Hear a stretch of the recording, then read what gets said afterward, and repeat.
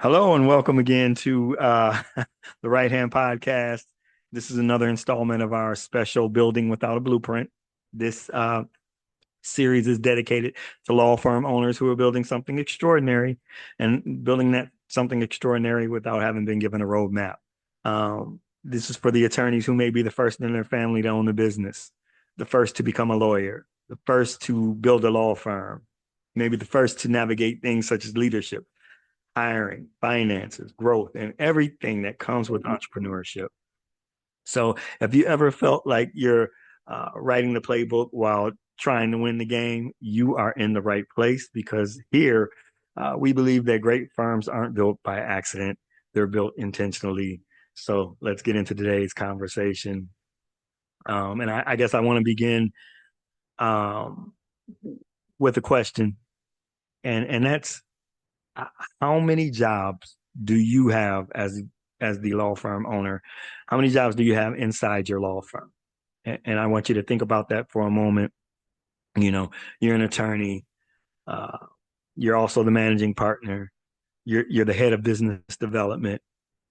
Um, you're the HR department, the marketing director, the IT support desk, the recruiter sometimes, the office manager, the trainer, onboarder, bookkeeper. Sometimes you're even the receptionist. And I know a lot of people are probably laughing right now, and you're probably laughing because you lived it. And if you are a solo practitioner or the owner of a small firms, chances are high that you're actually still living it as well. So today it's an episode. What we're going to do is we're calling it the cost of wearing every hat. You know, why doing everything yourself is holding your firm back. Because while you're wearing all these hats, and those wearing those hats may have helped you build your firm, it won't help you build the firm that you truly want. So one thing I've learned over the years is that you know, many entrepreneurs, they wear busyness like a badge of honor. We say things like, you know, I've been working all weekend, answer emails till midnight. I handled everything myself with this problem. And it's almost a sense of pride in that when you have those conversations. And I get it. I understand why, uh, especially for people who built those firms, those businesses from scratch.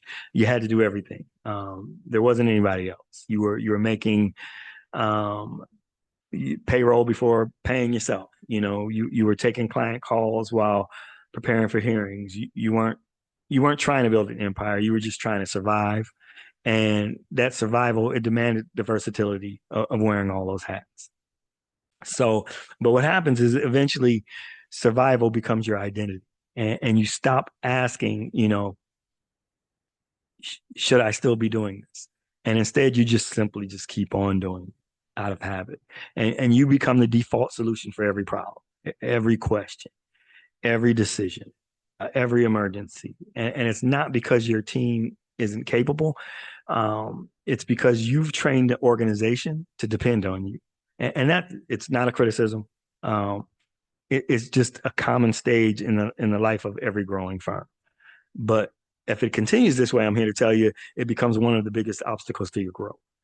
Um, so, you know, imagine like there's a busy highway where every car has to pass through one toll booth.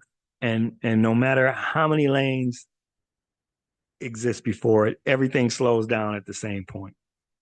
And, you know, so there's four lanes, one toll booth. So people have to come from the far right or the far left, both middle lanes, and everybody has to go through the singular toll booth. That's right there.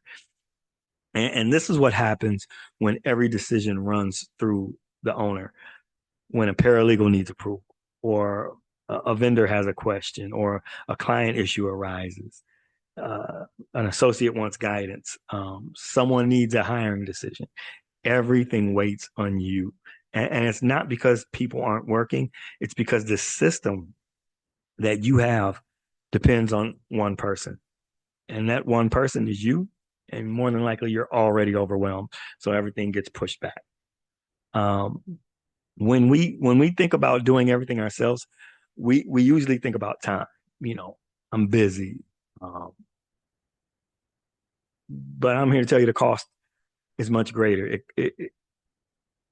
It costs strategic thinking, it costs innovation, it costs leadership, it costs in business development, it costs in relationships, it costs in vision when you're doing everything yourself.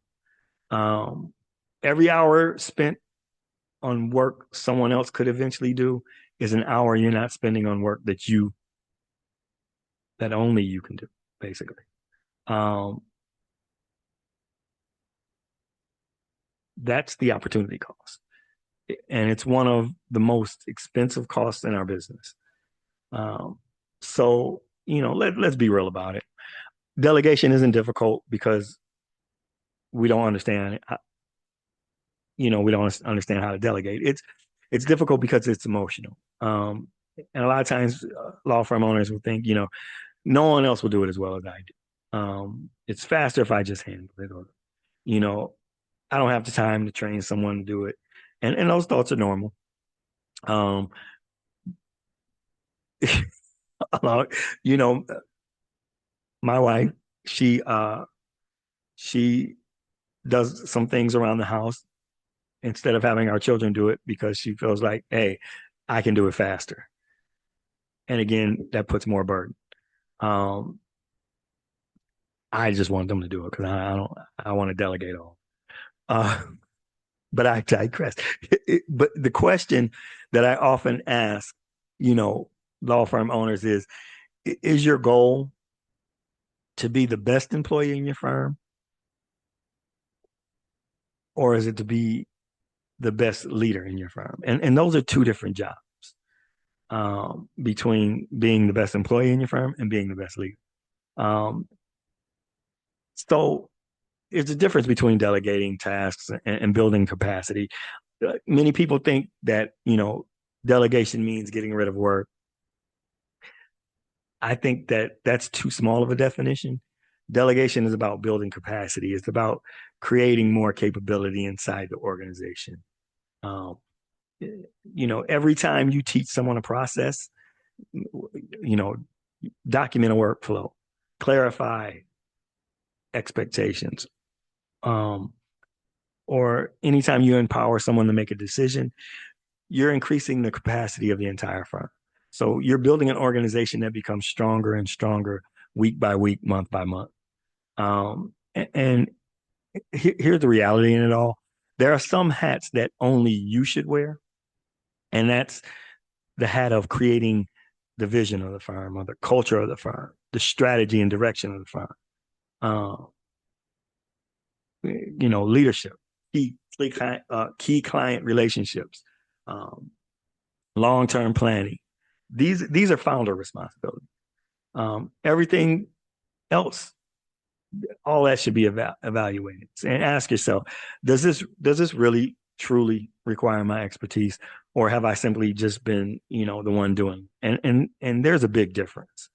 Because I've worked with firm owners who were reviewing every invoice, approving every office supply purchase, scheduling every meeting, managing every employee issue, answering every intake question, preparing every marketing decision. And at the same time, they were wondering why the business wasn't growing. And the answer is they weren't working. It wasn't that they weren't working hard. Um, the answer is that, their time was invested in the wrong places. They were functioning as the operations department instead of actually leading the business. Um, so you have to build a firm instead of building a job. And a lot of times I like to ask firm owners that I work with a simple question. If you disappear for 2 weeks, what would happen? Some, get a little nervous about this question. Some can answer immediately. A lot of times they know the answer is that everything would stop. And it's not because that they're bad leaders. It's because that they've built a business that depends on their constant presence. But if your firm only works when you're working, you haven't built a business yet. You've just created an incredibly demanding job. And those are very, very different things. Um, so you have to make that shift. And one of the biggest transitions that every uh, law firm founder must make is stop asking, how do I get everything done? And start asking, how do we build a firm where everything gets done? So there's a difference in those. Um, the focus shifts on the, from the individual to the organization. And that's what CEOs do. They build systems, they develop leaders, they create clarity, they remove obstacles, and they don't try to personally carry the entire business forever. So I want to throw out a challenge to everyone. Um, I'd like you to take 15 minutes this week and write down everything you do in a typical week. Write down every task, every meeting, every decision. Then place each item into one or three categories. Um, First category, only I can do this. Second category, someone else should learn to do this. And the third category, this should already be handled by a system. So those are your three categories. And I'll say it again. One, only I can do this. Two, someone else can learn to do this.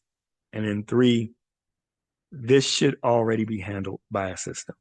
And I think you'll be just, kind of surprised on what your answers are, what you discover from this, that most law firm owners, they realize they're spending far too much time in the second and third categories when they really should be in the first. And that's where the growth is getting stuck. So if there's the lesson that you can walk away from today with this, it's your value is not measured by how many hats you can wear. It's measured by how many leaders you can develop within your firm, how many systems you can build, how much clarity you can create. The goal isn't to become indispensable. The goal is to build a firm that's resilient, sustainable, capable of thriving because of the foundation you created. And that's really what true leadership looks like. So thank you again for joining me. Another episode of Building Without a Blueprint. Next time, what we're going to do is explore one of the biggest mindsets that every growing law firm owner must make. And that's going from rainmaker to firm builder and why your greatest value is no longer in billing hours. Until then, keep building intentionally, keep investing in your people. And remember, you don't have to wear every hat forever. Sometimes the greatest act of leadership is deciding who takes hats off. Thank you for listening to the Right Hand Podcast. I'll see you next time. Thank you.